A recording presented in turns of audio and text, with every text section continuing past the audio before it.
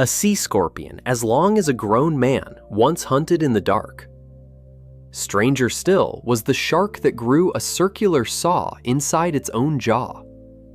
Both were real, and both make the megalodon look weak. Counting down from 10 to 1. All right, let's dive in. Number 10, LIVYATAN melvillei, the whale that hunted like a monster. In 2008, in the bone-dry coastal desert of southern Peru, a team led by paleontologist Olivier Lambert was working through the Pisco Formation, one of the richest graveyards of ancient sea life on the planet, when they found teeth. Not small teeth, teeth the length of a man's forearm, more than 36 centimeters long, thicker than a soda can. When they finally published in 2010 in the journal Nature, they gave the animal a name borrowed from the great sea beast of the Bible and from the author of Moby Dick, LIVYATAN melvillei. It was a sperm whale, but you should throw out everything the words sperm whale bring to mind. The modern sperm whale is a deep-diving giant that eats squid and has only a few functional teeth in its narrow lower jaw. LIVYATAN was something else entirely. It was roughly 13 to 17 meters long, comparable to a modern sperm whale in length, but its skull was a weapon. Both jaws were lined with teeth, and those teeth are the largest biting teeth of any animal ever found. To be clear about what that means, the tusks of an elephant and the tusks of a walrus are bigger, but they are not for biting. For sinking into living flesh and tearing it apart, nothing the earth has ever produced beats the teeth of LIVYATAN. Here is what makes it belong on this list. LIVYATAN lived around 9 to 10 million years ago, in the same waters at the same time as Megalodon. And it ate the same things Megalodon ate: medium-sized baleen whales, the fat, slow, blubber-rich animals of the ancient seas. These two giants were not predator and prey in some neat food chain. They were rivals, the two apex hunters of the same ocean, circling the same herds of whales, almost certainly aware of each other. So the headline angle, the one you will see everywhere, is that LIVYATAN hunted Megalodon. The straight answer is more careful than the headline. There is no fossil of a LIVYATAN eating a Megalodon, no smoking gun, no bite mark we can point to. What we have is an overlap in time, in place, and in prey between a 16-meter shark and a 16-meter whale with the most powerful biting teeth in history. Whether they fought directly is informed speculation, but a full-grown LIVYATAN was one of the very few animals in the history of the planet that a Megalodon would have had genuine reason to fear. They were not just competitors for the same meal. Either one was, to the other, a creature large enough and armed enough to kill. There is a detail in that name worth knowing, because it tells you how raw this science is. The team first called the animal Leviathan, but that name was already taken by an extinct mastodon, so in the same year they renamed it LIVYATAN, the original Hebrew spelling of the sea beast. The skull alone was about 3 meters long, and like a modern sperm whale, it had a deep basin on top of the head that may have held a spermaceti organ, the waxy structure sperm whales use to focus sound. But where the modern sperm whale evolved that head to hunt squid in the lightless deep, LIVYATAN kept its teeth and turned the whole apparatus into a tool for finding and killing large, warm-blooded prey near the surface. It was, in a sense, what would happen if you took the body of a sperm whale and rebuilt it around the appetite of a killer whale, and then doubled the size of everything. To put those teeth in perspective, the largest are over 36 centimeters long, including the root, which is longer than the largest tooth of Tyrannosaurus rex. And the ocean Leviathan swam in was not some quiet primeval sea. The Pisco Formation preserves an entire Miocene ecosystem stacked with predators. Multiple kinds of seals, ancient crocodiles, sharks of every size, bony-beaked seabirds with wingspans of 6 meters, and, cruising through all of it, Megalodon. Leviathan and Megalodon were the two undisputed apex predators of the same crowded, dangerous water, and within a few million years, both of them would vanish, as the cooling oceans and shifting whale populations pulled the rug out from under the giant hunters at the very top. And that is where the countdown starts. Not with something bigger than Megalodon, but with the one rival that shared its throne. The next predator never had a rival because it came 200 million years earlier, carrying a weapon no animal has owned before or since. Number 9. HELICOPRION, the shark with a buzzsaw for a jaw. For more than 100 years, this was one of the strangest puzzles in all of paleontology. Across rocks from Russia to Idaho to Australia, scientists kept finding the same impossible object, a perfect spiral of teeth, dozens of them, curling inward like the blade of a circular saw rolled up into a coil. They knew it came from an animal that lived roughly 270 million years ago, in the seas before the dinosaurs. What they could not figure out for a century was where on the animal this thing actually went. The spiral got stuck everywhere. Early reconstructions curled it out of the upper jaw like an elephant's trunk. Others put it on the lower jaw, jutting forward, or coiled on the back fin, or hanging off the snout like a grotesque party favor. Nobody could agree, because the rest of the animal was made of cartilage, like all sharks and their relatives, and cartilage does not fossilize. All anyone ever had was the spiral. The animal was named Helicoprion, spiral saw, and for 100 years it was a jaw in search of a face. The answer finally came in 2013.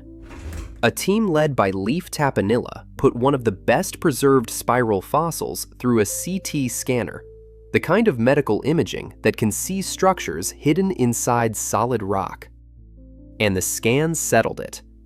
The tooth whorl sat in the center of the lower jaw, mounted in the throat of the mouth, with the newest, largest teeth on the outside of the coil, and the oldest, smallest teeth spiraling away into the center. This was not a saw that spun.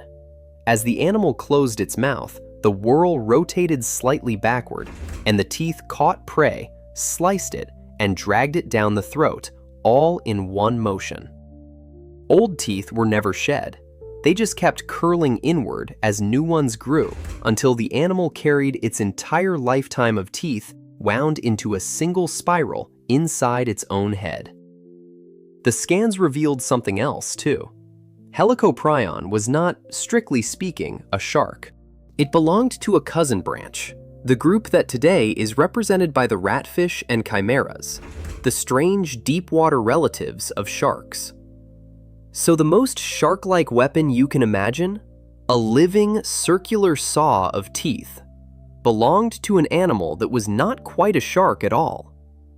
The biggest individuals may have reached 7 or 8 meters, possibly more, which would make it one of the largest predators of its age. To appreciate how strange a puzzle this was, look at what the experts actually proposed over that century.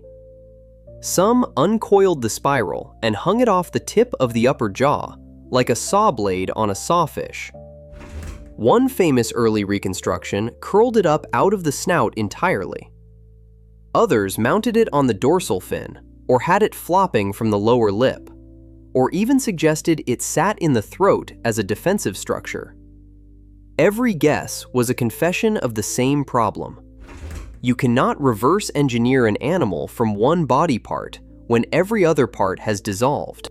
The 2013 breakthrough worked because one specimen, held at the Idaho Museum of Natural History, had preserved faint traces of the jaw cartilage around the whorl.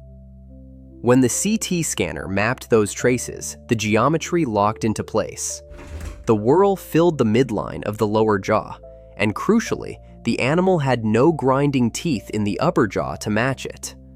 That tells us how it fed.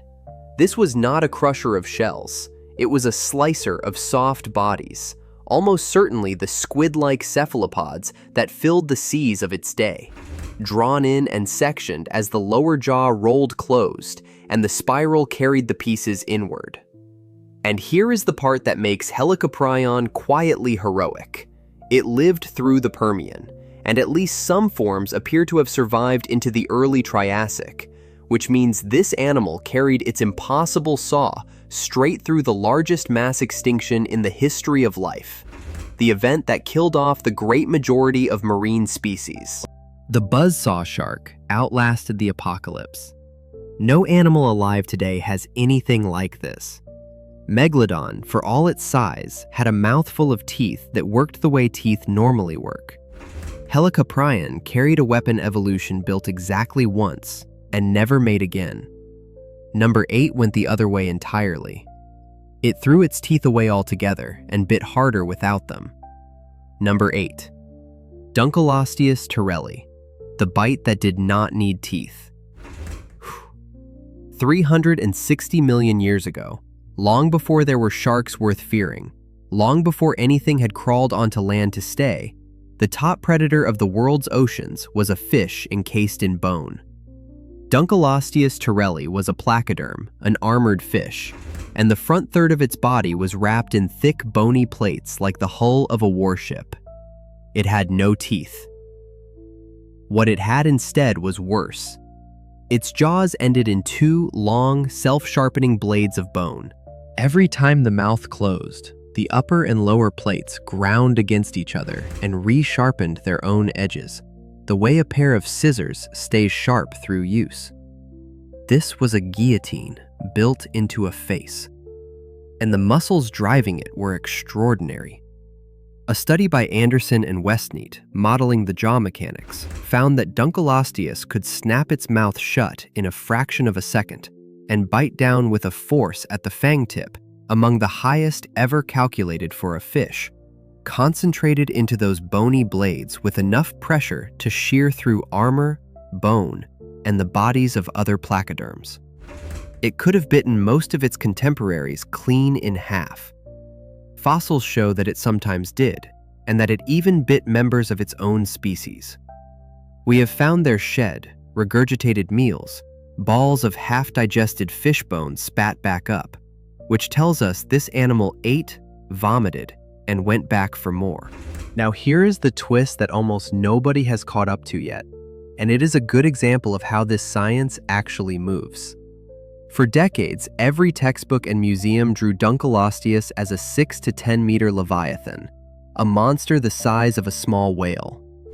Then in 2023, a researcher named Russell Engelman took a hard statistical look at how those old estimates were made and found they were built on shaky assumptions about the animal's body. Only the armored head ever fossilizes. The rest was cartilage and vanished. When Engelman estimated the length from the proportions of the head instead, using living fish as a guide, the giant shrank dramatically, to something more like 3.5 to 4 meters. Colleagues started calling it Chunky Dunk. It is a serious, well-argued case, though some specialists still defend the older, larger numbers, so the exact length is not settled. The mechanism behind that bite is as impressive as the force.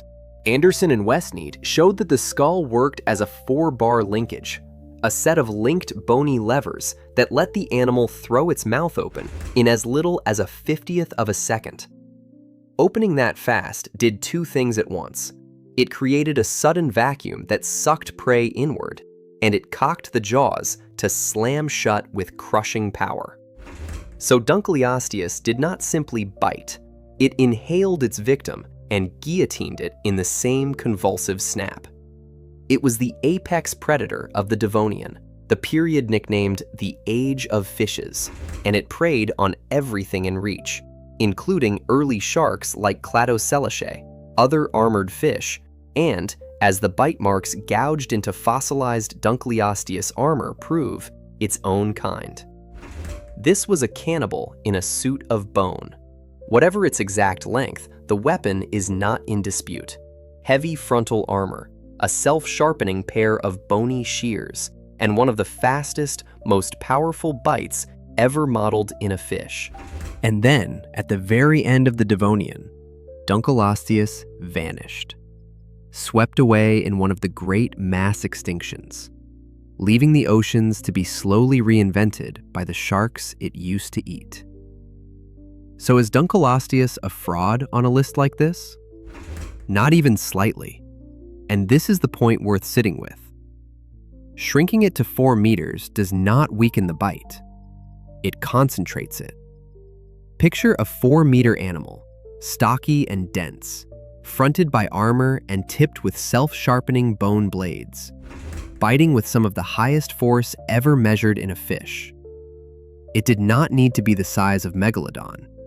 A smaller, faster, armored guillotine is arguably more terrifying than a bigger one. For a sense of the numbers, the models put the force at the very tip of those bony fangs in the thousands of newtons, focused onto so small an area that the pressure at the fang tip ranks among the highest ever estimated for a fish. All of it delivered by an animal that predates the first dinosaur by 100 million years. Nearly everything we know about it comes from one place, the Cleveland Shale of northern Ohio, which has produced so many specimens that it is effectively the world capital of this fish. The state of Ohio even named Dunkelosteus its official fossil fish. From a single bed of black rock, we have reconstructed the first true super predator with a backbone, and its signature is a bite, not a body. Dunkelosteus didn't win with size. It won by being the best-built weapon in its ocean, 300 million years before the first dinosaur. But engineering gets stranger than a guillotine. The next animal hid a second set of jaws in the roof of its mouth. Number 7. Mosasaurus hoffmanni, the mouth inside the mouth. Before Megalodon, before the whales, the seas of the late Cretaceous belonged to a giant lizard. Mosasaurus was not a dinosaur and not a fish. It was a marine reptile, a relative of today's monitor lizards and snakes, that abandoned the land and grew into a torpedo of muscle up to 12, perhaps 17 meters long. The first good skull was pulled out of a chalk quarry near Maastricht in the Netherlands in the late 1700s, and it was so impressive that it set off an international scientific scramble and was hauled off as a war prize by Napoleon's army. Europe knew it had found a monster before anyone even knew what extinction was. The weapon that earns Mosasaurus its place here is hidden inside its mouth. Like its snake relatives, the mosasaur had a second set of teeth set into the roof of the mouth, called pterygoid teeth. Think about how a snake swallows something larger than its own head. It walks its jaws over the prey, and inward curving teeth on the palate keep ratcheting the meal down the throat so it can never slide back out. Mosasaurus had that same system, scaled up to the size of a bus. Prey that went into that mouth did not come back out. The palate teeth gripped it, the jaws worked it backward, and it went down whole. And the jaw itself was built to open wider than seems reasonable. Mosasaurs had a hinge partway along the lower jaw, an extra joint on each side, that let the jaw bow outward and the mouth gape around enormous prey. This is a double-hinged jaw with a second mouth of teeth waiting on the ceiling. Combined, the two features turned the mosasaur into a swallowing machine. It ate fish, sharks, sea turtles, seabirds, smaller mosasaurs, and ammonites. We have found ammonite shells punctured with neat rows of mosasaur tooth marks. That Maastricht skull did more than impress people. It helped invent the very idea of extinction. At the end of the 1700s, the great anatomist Georges Cuvier studied drawings of it and argued that it belonged to an enormous marine lizard, unlike anything alive, a creature that no longer existed anywhere on Earth. At a time when many believed no species could ever truly die out, the monster of Maastricht became one of the key pieces of evidence that the history of life was littered with vanished worlds. The geological age at the very end of the Cretaceous, the Maastrichtian, is named after the town where that skull was found. The animal those bones belonged to was the last and one of the greatest of the marine lizards. Mosasaurs had started small, but over the final 30 million years of the Cretaceous, they spread into every sea and grew into the top predators of all of them, with Mosasaurus hoffmannii among the largest. Recent fossils even show that mosasaurs had a true shark-like fluke on the tail and were probably powerful, fast cruisers rather than eel-like wrigglers. And analysis of fossilized pigment suggests they were dark-backed and counter-shaded like a modern killer whale. They hunted fish, sharks, turtles, seabirds, ammonites, and one another, right up until the asteroid struck. When the dinosaurs died at the end of the Cretaceous, the mosasaurs died with them, and the oceans lost their reptile kings for good. Megalodon's mouth was a magnificent, simple thing. Rows of serrated blades for taking chunks out of whales. The mosasaur's mouth was something more devious, a piece of mechanical cleverness with moving parts and a hidden second armament, four-hinged and double-toothed, designed not just to wound, but to engulf. And the appetite matched the machinery. Mosasaur stomach contents and bite traces reveal a diet that spared almost nothing in the sea. Fish and sharks, sea turtles whose shells were punched through, diving seabirds, smaller marine reptiles, and other mosasaurs, including at times their own species. Some relatives, like the slender, ramming-snouted Tylosaurus, grew nearly as large and hunted just as widely. So the late Cretaceous oceans held not one of these reptiles, but a whole guild of them. Every warm, shallow sea on Earth patrolled by a different giant lizard with the same swallowing equipment. For roughly 30 million years, if you lived in the ocean, this was the face at the top of your world. It is one thing to be bitten. It is another to simply vanish into something. And yet, for all that machinery, the mosasaur was not the largest reptile ever to hunt these seas. That title belongs to an animal we only gave a name to 2 years ago. Number 6. ICHTHYOTITAN severnensis. The largest of them all, found 2 years ago. This one is so new that when many of the documentaries you have watched about sea monsters were made, this animal did not have a name yet. In 2024, a study in the journal PLOS announced a new species, and with it, very probably the largest marine reptile that has ever been found. Its name is ICHTHYOTITAN severnensis, the giant fish lizard of the Severn, and the story of how it was discovered is almost as good as the animal. It started with a single enormous fragment of jawbone found on a beach in Somerset, England in 2016, so big it had at first been mistaken for a piece of dinosaur. A paleontologist named Dean Lomax studied it, but could not be sure what it was, and he made a quiet wish for a second one to turn up. In 2020, it did. A father and daughter, Justin and Ruby Reynolds, were fossil hunting on another Somerset beach when Ruby, who was 11 years old, spotted a chunk of bone in the mud. They found more pieces, realized they had something extraordinary, and tracked down Lomax. The bones matched. An 11-year-old had helped discover and later helped name the biggest marine reptile known to science. The animal was an ichthyosaur, one of the dolphin-shaped marine reptiles that ruled the oceans for much of the age of dinosaurs. But where most ichthyosaurs were the size of a dolphin or a small whale, this one was on another scale completely. The single jawbone, a piece called the cerangular, was over 2 meters long on its own. From it, the team estimated a total body length of around 25 meters, roughly 80 feet, about the length of a blue whale. It lived about 202 million years ago, right at the end of the Triassic period. ICHTHYOTITAN was the last act of a remarkable and largely forgotten dynasty.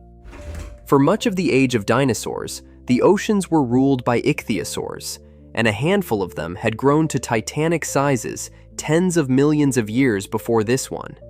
animals like Shonosaurus from British Columbia and its relatives in Tibet and China.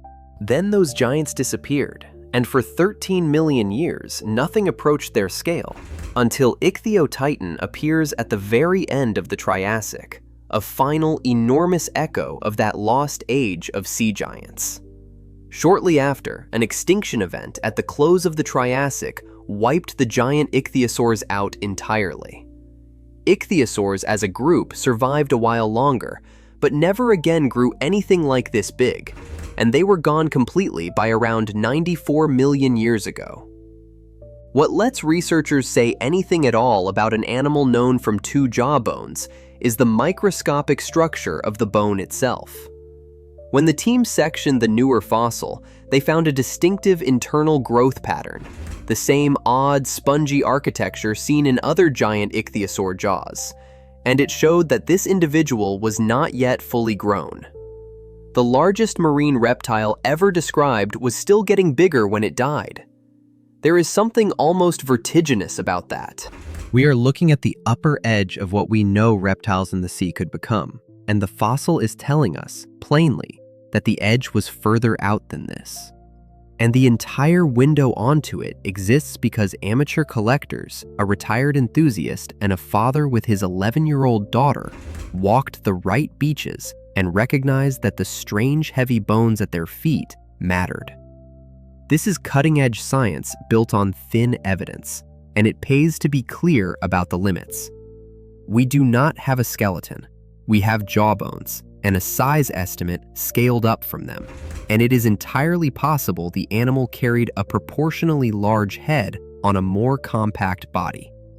The 25-meter figure is a careful estimate, not a measured fact. And largest marine reptile is not the same as largest sea animal ever, because the blue whale, a mammal, still holds that crown. What we can say is unsettling enough on its own. The biggest one we have ever found was not done growing. We have no idea how large these things could ultimately have become. And the only reason we know they existed at all is that an 11-year-old looked down at the right rock. ICHTHYOTITAN is the giant of this list. The next creature is the opposite kind of nightmare, small enough to hold in your arms, and reckless enough to die with its own last meal still inside it. Number 5. XIPHACTINUS. The fossil that was caught in the act. Almost every animal on this list we can only reconstruct. This one we caught in the act, frozen for 80 million years in the middle of its own last fatal mistake. But start with the animal itself. XIPHACTINUS was a true bony fish, not a shark or a reptile, that swam the great inland sea which once split North America in two. It grew to around 5 or 6 meters, and its face is the thing you will not forget. A jaw full of long, fang-like teeth set in an underbite so severe that it is universally nicknamed the bulldog fish. It looked like a tarpon designed by someone with a grudge. It was a fast, savage predator that ran down smaller fish and swallowed them whole. And that habit is exactly what made it famous, because of one specific fossil. In 1952, the fossil hunter George Sternberg, working the chalk beds of western Kansas, split open a block and found a roughly 4-meter XIPHACTINUS with another fish, a 2-meter animal called Gillicus, preserved entire inside its ribcage. The big fish had swallowed the smaller one head first, the way it always did, and then it died, almost immediately, with its meal still whole in its gut. The specimen is known around the world simply as the fish within a fish, and it is one of the most spectacular fossils ever found. What killed it is the chilling part. The most likely explanation is that the swallowed Gillicus was not quite dead and thrashed, rupturing something vital inside its captor, so that the predator was killed by the very prey it had already eaten. Two animals, hunter and hunted, dead in the same instant, fossilized together, locked in the moment one ate the other, and the other took it down with it. The world XIPHACTINUS ruled was the Western Interior Seaway, a warm, shallow ocean that flooded the middle of the continent during the late Cretaceous, and it was wall-to-wall with predators. The Kansas chalk that produced the fish within a fish also produced giant sharks like Cretoxyrhina, the so-called Ginsu shark, mosasaurs, long-necked plesiosaurs, school bus-sized turtles, and overhead the great pterosaur Pteranodon. XIPHACTINUS was a major predator in that seaway, but it was not the top of it. Some XIPHACTINUS fossils themselves carry the bite marks of Cretoxyrhina, which means the bulldog fish that swallowed others whole was in turn regularly torn apart by something bigger. It was a hunter and a meal in the same body of water. The fish within a fish belongs to a famous chapter of fossil history too. Sternberg came from a whole dynasty of fossil hunters who pulled some of the greatest specimens in North America out of the Kansas chalk across several generations. The block sat unprepared for years before its full significance was understood, and today it is the centerpiece of the museum that bears the family name. The reason a single fossil can be this important is that it does something the bones alone never can. A skeleton tells you an animal existed. This one tells you exactly what it was doing and exactly how that behavior killed it in the last few minutes of its life 80 million years ago. XIPHACTINUS is not the biggest animal here, and against Megalodon, it would have been an appetizer. It earns its number through pure ferocity, and through a single fossil that does something almost nothing else in paleontology can do. It does not just tell us this animal was a vicious eater.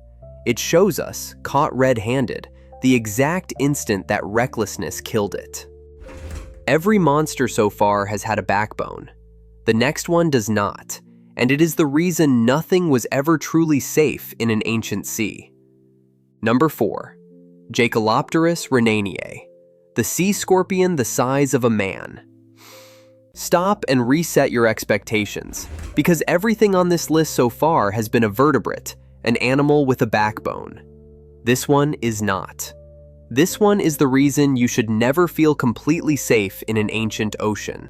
Around 400 million years ago, the rivers and brackish seas of what is now Germany were patrolled by a eurypterid, a sea scorpion, named JAEKELOPTERUS rhenanii, and it was about 2.5 meters long.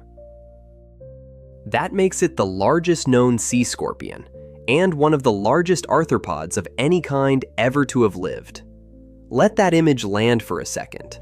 An arthropod is the group that today includes insects, spiders, crabs, and scorpions, animals we are used to being able to step on. JAEKELOPTERUS was a scorpion-shaped hunter longer than a person is tall, with a segmented armored body, paddles for swimming, and a pair of enormous spiked claws reaching out in front of it to seize prey. We know its size from one of those claws, a single fossilized pincer measuring around 46 centimeters, which a team led by Simon Brady used to estimate the full length of the animal in a 2007 paper. A claw the length of your arm, from an animal you could not have wrapped your arms around. The honest notes are worth making because they are interesting in their own right. A eurypterid is not technically a true scorpion, though they are related, and these animals lived mostly in rivers, lakes, and coastal brackish water rather than the open ocean, so sea scorpion is a nickname more than a job description. And the 2.5 meter length is extrapolated from that one giant claw, so it carries some uncertainty. But the claw is real, and it is gigantic, and the conclusion holds. This thing was the size of a grown man and built entirely out of armor and grasping spikes. To understand how something like this was even possible, you have to picture an ocean before big fish had taken over. For a long stretch of the Paleozoic, the eurypterids, the sea scorpions, were among the largest and most formidable hunters in the water, and JAEKELOPTERUS was the largest of them all. Its grasping claws were not smooth pincers, but lined with sharp spikes, an interlocking trap for seizing and shredding the armored early fish and smaller arthropods it hunted, including, very likely, other eurypterids. Then the fish caught up. As vertebrates evolved jaws, bony armor, and size, they outcompeted and ate the giant arthropods, and nothing on this scale ever evolved again. That is the deeper reason a creature like this cannot exist today, and it is not only competition.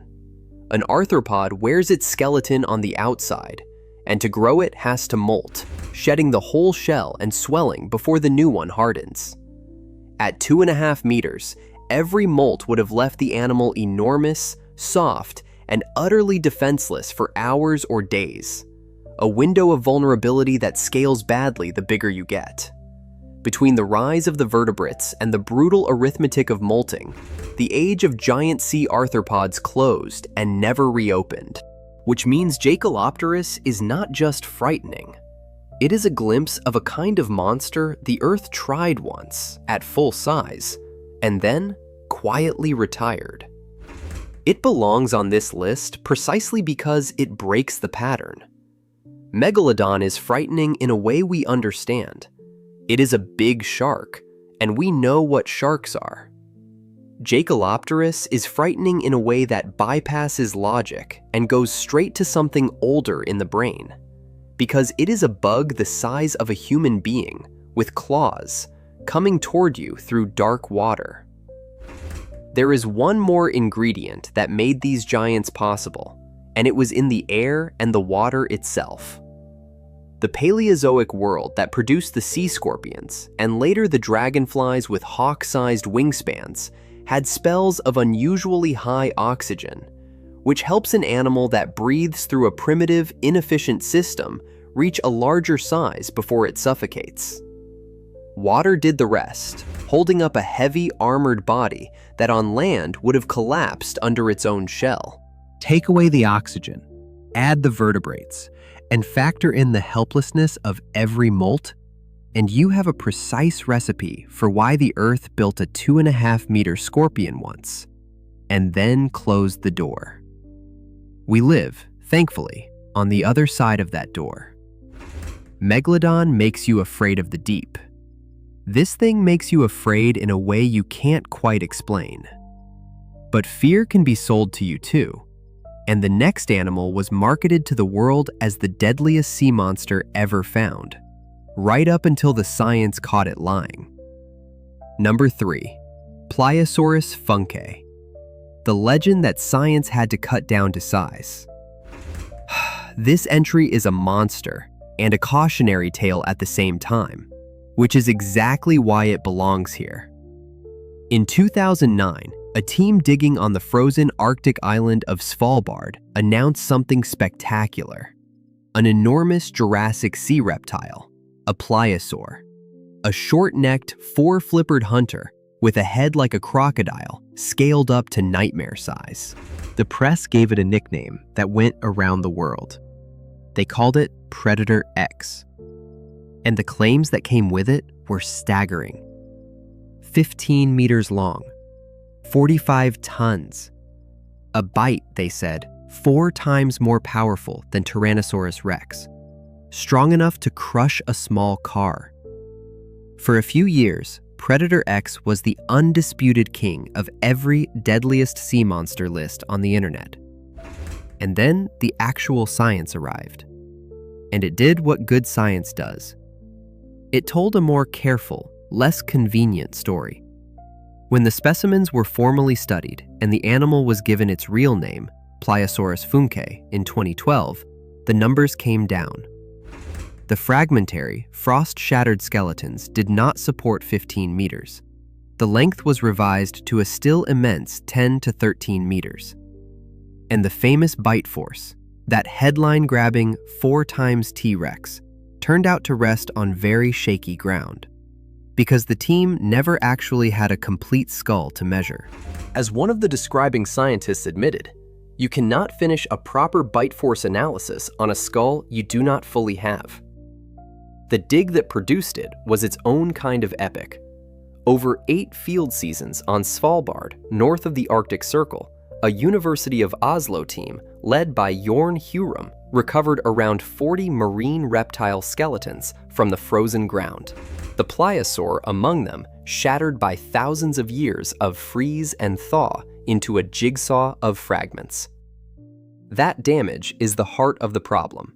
You cannot precisely weigh a bite or measure a body from a skeleton that the Arctic has been slowly tearing apart for 150 million years. The honest scientific verdict was that the animal was huge and terrifying and worth every bit of study, but not the record-smashing cartoon the documentary had sold. Real progress on how these animals actually bit came later, and from somewhere warmer. In recent years, on the Jurassic coast of Dorset in England, an extraordinarily complete pliosaur skull, around 2 meters long, was excavated from crumbling sea cliffs, the kind of intact specimen the Svalbard team never had. Its snout was studded with sensory pits, like a crocodile's, for sensing pressure and movement in the water. And for the first time, scientists could examine a pliosaur's biting apparatus more or less whole. This is how the science is supposed to work. The legend ran ahead of the evidence was corrected, and then a better fossil came along to fill in what the hype had only guessed at. So, let me give you the honest version, which is still astonishing. Pliosaurus funkei was a real animal, 10 to 13 meters long, bigger than any killer whale that has ever lived, with a skull the length of a small car, and trihedral teeth up to 30 centimeters long, built for crushing and tearing large prey. Bite force estimates for big pliosaurs like it run enormous, into the tens of thousands of newtons, among the most powerful bites ever to evolve in the sea. It hunted other marine reptiles, including animals that would themselves headline a list like this. It was a genuine titan. It just was not the cartoon. And there is a reason I have put it here, at number 3, right before the finale, because the story of Predator X is a small rehearsal for the biggest story on this list. A monster gets discovered. The legend races out ahead of the evidence. And then, years later, the science quietly catches up and tells us the truth was different from what we were sold. Strip away the hype, and what remains is still a genuine nightmare of an animal. A pliosaur swam by flying underwater, beating 4 large flippers in coordinated strokes the way a sea turtle or a sea lion does, which gave it both long-range cruising and a sudden, frightening burst of acceleration. With a skull the length of a small car mounted on that body, Pliosaurus funkei would have hunted the other large marine reptiles of the Jurassic, the long-necked plesiosaurs and the dolphin-shaped ichthyosaurs, attacking from below and crushing them in a single seizing bite. It was, in its own seas, the unquestioned apex predator, an animal that ate the very creatures that would headline a list like this one. Keep that in mind, because the biggest legend of all is going to crack exactly the same way when we reach number 1. But first, a whale stretched into the shape of a sea serpent that made its living hunting other whales. Number 2. Basilosaurus. The serpent that was a whale that hunted whales. When the first fossils of this animal were dug out of the American South in the 1800s, the scientists who examined the long, snaking vertebrae were certain they were looking at a giant sea reptile, some kind of marine dinosaur or serpent. They named it Basilosaurus, which means king lizard. They were wrong, and the name is one of paleontology's most famous mistakes, because Basilosaurus was not a reptile at all. It was a whale. But forget every gentle image the word whale gives you. Basilosaurus lived around 35 to 40 million years ago, in the warm seas of the Eocene, in the era just after whales had returned from land to water, and it had not yet become anything like the placid giants we know today. It was 15 to 20 meters long, and instead of the bulky body of a modern whale, it was stretched into a long, slender, almost eel-like or serpentine shape, undulating through the water like a sea snake the length of 2 buses. It still had tiny back legs, the vanishing leftovers of its land-walking ancestors, useless little feet trailing on a 20-meter body. And it was a killer of other whales. This is not guesswork. In the Egyptian desert at Wadi al-Hitan, the Valley of the Whales, there is an entire fossilized seascape of Basilosaurus skeletons, and a 2019 study examining the stomach contents and the bite damage on the bones laid out the menu. Basilosaurus isis was preying on Dorudon, a smaller archaeocete whale, hunting and crushing the juveniles in particular. The skulls of young Dorudon found in the area carry fractures consistent with the bite of a Basilosaurus. This was a whale that ate the children of other whales, with a bite force estimated among the strongest of any mammal that has ever lived. The mistake in the name is a story in itself. When the bones first surfaced in the American South in the 1830s, they were so abundant in Alabama that locals reportedly used the great vertebrae as furniture and andirons, and the anatomist who described them was sure they belonged to a reptile, so he called it the king lizard. It was the legendary Richard Owen who recognized the truth, that this was a mammal, a whale. But by the rules of naming, the reptilian label had to stay. So one of the most important fossil whales ever found is permanently stuck with a name that calls it a lizard. Where you can really meet it is Egypt, at a desert site called Wadi al-Hitan, the Valley of the Whales, now a World Heritage Site. There, in what was once a shallow sea, lie hundreds of skeletons of Basilosaurus and its smaller relative Dorudon, a snapshot of the moment whales had almost finished their journey from land back into water. The 2019 study that read the evidence found Basilosaurus stomach contents and, just as tellingly, the skulls of young Dorudon crushed with bite damage that matches a Basilosaurus jaw. The picture it paints is grim and specific. An 18-meter serpentine whale moving through the shallows, targeting the nurseries of a smaller whale and biting through the heads of its calves. Those vestigial back legs, the little useless feet, are the final uncanny touch, the last visible trace of the land left on an animal that had become a pure ocean predator. To grasp how strange Basilosaurus is, you have to know where it sits in the story of whales. Its ancestors had walked on land only a little earlier, hoofed creatures that waded into the water and over millions of years became swimmers. The famous intermediate steps, the walking whales with working legs, lead almost directly to this animal. Basilosaurus is the chapter where the legs have nearly disappeared, and the body has stretched into something that swims by snaking, rippling along the surface of warm, shallow seas, rather than diving deep like a modern whale. It is a whale caught mid-transformation, still wearing the keys of its land-walking past as two tiny dangling feet, already remade into one of the deadliest predators its ocean had ever produced. So picture the real animal.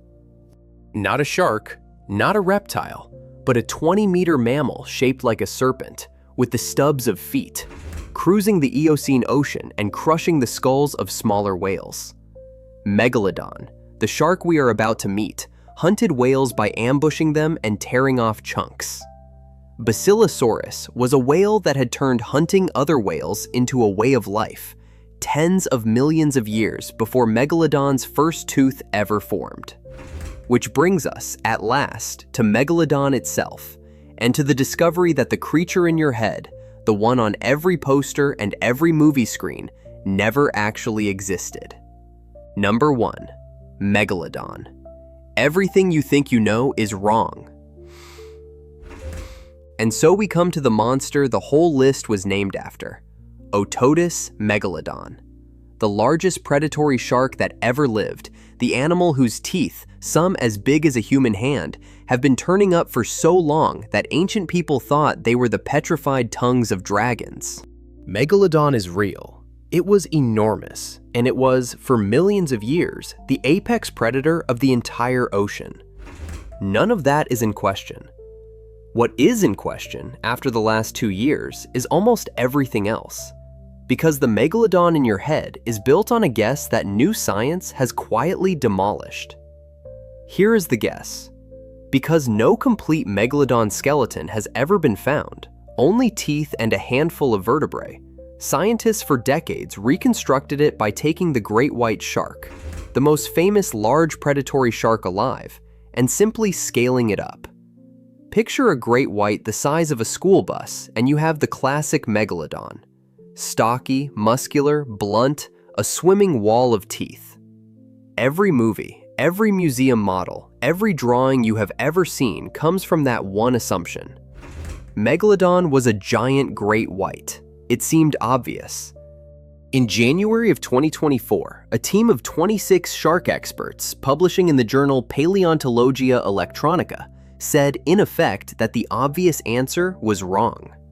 They went back to the actual fossils, including an incomplete vertebral column from Belgium, and they found that the great white model does not fit.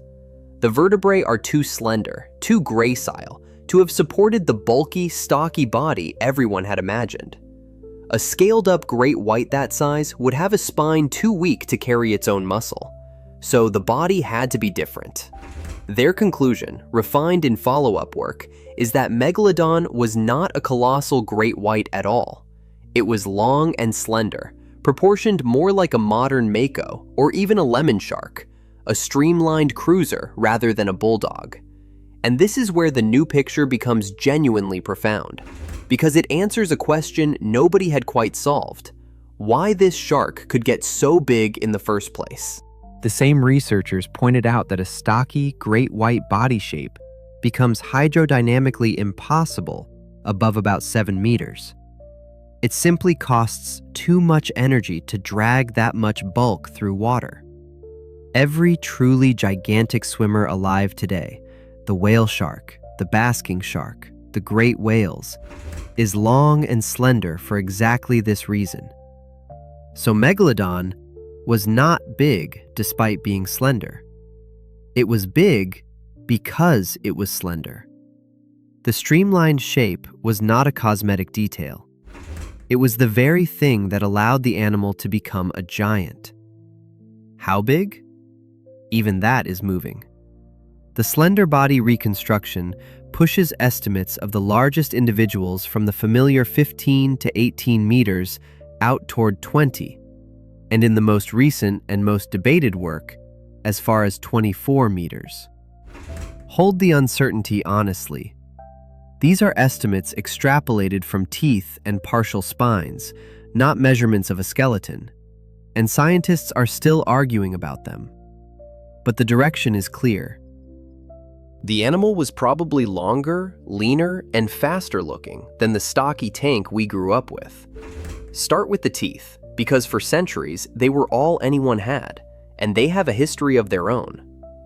The largest megalodon teeth are over 18 centimeters long, the size of a human hand, and people have been finding them for thousands of years without knowing what they were. In medieval Europe, they were called glossopetrae, tongue stones, and believed to be the petrified tongues of dragons or snakes. It was the Danish scientist Nicolaus Steno who, in the 1660s, correctly identified them as the teeth of an enormous shark, a piece of detective work that helped found the entire science of paleontology. Megalodon's bite has been estimated among the most powerful ever to evolve, on the order of 100,000 newtons or more, and the fossil record backs it up. We have the bones of ancient whales scarred and gouged with megalodon tooth marks, sometimes with the tip of a tooth still embedded in the wound. Recent work has also overturned how the animal ran its body from the inside. Studies of the chemistry locked in its teeth suggest Megalodon was at least partly warm-blooded, able to keep its body hotter than the surrounding sea, which would have made it a faster, more powerful, more far-ranging hunter than a cold-blooded shark its size. That same furnace may also help explain its end. Megalodon disappeared around 3.5 million years ago. As the oceans cooled and shifted, the whale populations it depended on changed, and new rivals appeared, including the ancestors of the great white and possibly early relatives of the killer whale. A giant, warm-blooded body is hungry, and in an ocean that was turning colder and leaner, being the biggest predator in the sea may have stopped being an advantage and started being a liability. We even know something about how it lived and raised its young. Certain shallow sites around the world are littered with small megalodon teeth and almost no large ones, which paleontologists read as nurseries, protected coastal shallows where the pups grew up before moving into open water, the same strategy used by sharks today.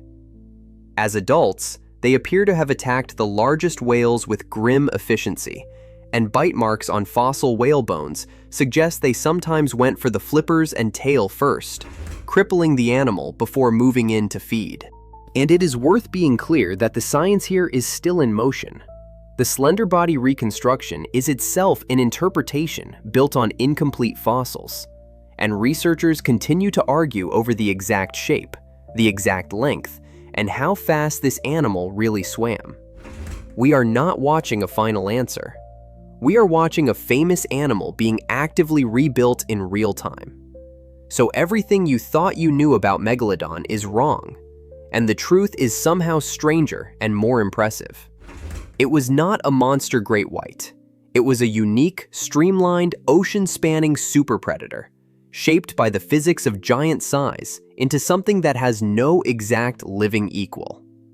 We invented a familiar monster because the familiar was easy. The real one was a stranger animal than the legend, and we are only just now, in the last 2 years, beginning to see its real shape. Finale. Look back at the 10 and notice what almost none of them have in common with the creature on the poster. We started with a whale that carried the largest biting teeth ever grown, and a fish that wound its whole life of teeth into a spiral, and an armored guillotine that did not bother with teeth at all. We met a lizard with a second mouth in the roof of its skull, a reptile so big its discoverer was an 11-year-old, a predator fossilized in the act of being killed by its own meal, and a scorpion the size of a man. We met a legend that science had to shrink, and a serpent-shaped whale that hunted other whales. And we ended back at Megalodon, only to find that Megalodon itself was never quite what we were told. That is really the thread running through all of this. The ocean has produced monsters far stranger, and in their own ways far more formidable than the one we made famous. And the science that studies them is not a settled list of facts. It is a living argument that keeps overturning itself. DUNKLEOSTEUS shrank. Predator X came down to Earth. And the most famous sea monster of them all turned out to have the wrong body in every picture we ever drew of it. Megalodon was the largest predatory shark that ever lived. It was not the strongest biter, not the strangest hunter, not the biggest animal, and not even, it turns out, the shape we always thought. It was one magnificent predator among many, in oceans that were stranger and more dangerous than any movie has dared to show. The real sea monsters are not the ones on the posters. They are the ones still half buried in the rock, waiting for someone to look down at the right stone and rewrite the story all over again. None of this makes Megalodon less real or less impressive. It makes it more interesting because it drags the animal out of the realm of movie monster and back into the realm of a once-living creature we are still actively trying to understand. The poster version was frozen. The real one keeps changing as the fossils give up a little more. There is something genuinely thrilling in that, if you let it land. It means the most exciting sea monsters may not be the ones already named and mounted in museums, but the ones whose teeth and jaws are sitting in a cliff face or a museum drawer right now, mislabeled or unnoticed, waiting for the next CT scan or the next sharp-eyed kid on a beach to turn the whole picture over again. If this rewired how you think about the prehistoric ocean, subscribe, because we are going to keep pulling these creatures up out of the deep, one at a time. And tell me in the comments, which of these 10 would you least want to meet in dark water? And the real question this whole list was built around, now that you have met all 10, Do you still think Megalodon deserves the crown? Until next time.